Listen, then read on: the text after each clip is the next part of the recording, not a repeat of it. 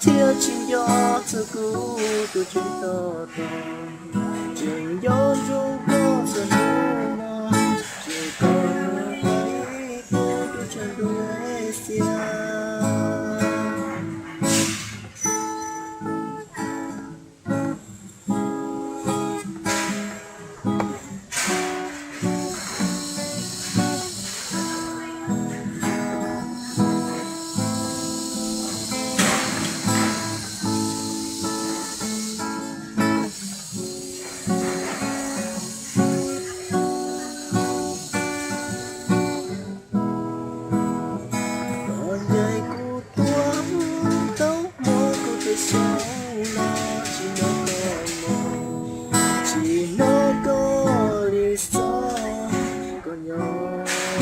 Cha có mùa lưu tú theo chính gió từ cũ từ trên to chuyện gió không có thường mơ chỉ còn nó phải tu tu san đuổi xia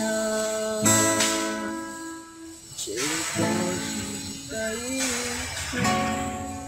tu san đuổi xia.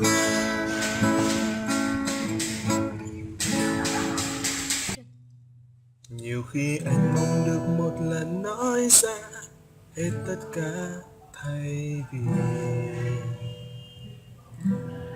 ngồi lặng im nghe em kể về anh ta bằng đôi mắt ngập ngừng.